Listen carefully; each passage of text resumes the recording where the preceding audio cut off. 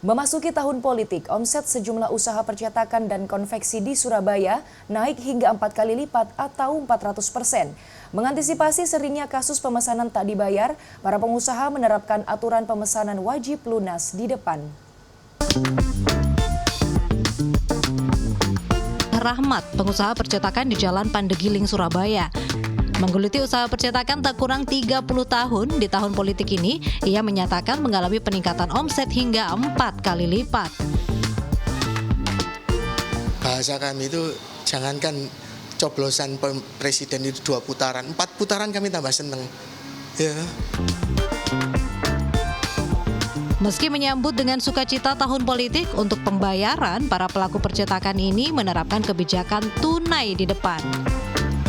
Kami mulai pemilu 2008, 2009 persiapan ya toh.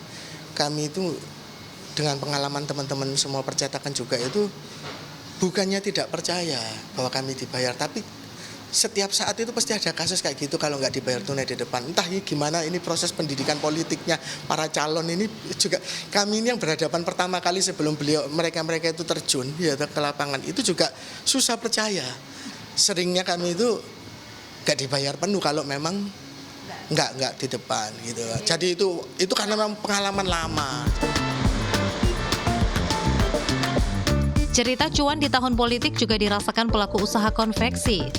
Sugiharto atau biasa dipanggil Sugi, pemilik konveksi kaos sablon di Mulyorjo, Surabaya Timur ini misalnya, tiap minggu bisa menerima pesanan ribuan kaos partai. Kaos paling banyak yang dipesan berkisar 45 hingga 60 ribu rupiah per buahnya. Kita sedia penjualan juga lewat marketplace untuk antisipasi. Jadi sebagai antisipasi caleg-caleg yang dalam tanda kutip pembayaran gitu ya. Gitu kan. Pada umumnya kan kita pengusaha kaos atau yang musim kampanye gini takut pada caleg yang nggak bayar gitu loh. Nah, itu untuk ngakalinya sekarang ya alhamdulillah ada marketplace itu, jadi kita kan pembayarannya selesai sama pihak ketiga marketplace-nya itu kan. Nah, kalau semisal moral enggaknya kan marketplace sama calegnya itu gitu.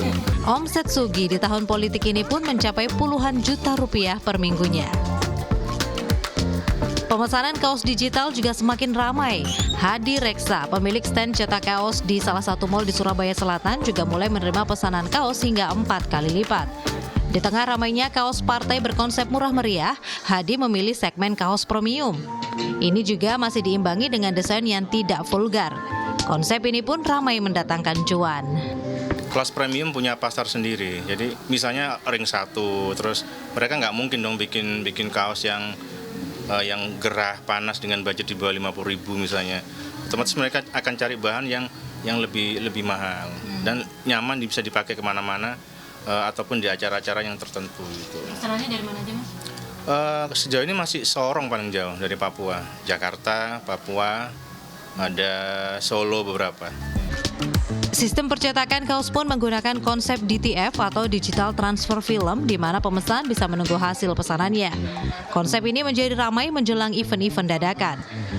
Harga kaosnya berkisar Rp100.000 per biji dan omsetnya pasca deklarasi Capres-Cawapres mencapai ratusan juta rupiah per bulannya. Wida Subianto, Miki Peresia, Surabaya, Jawa Timur.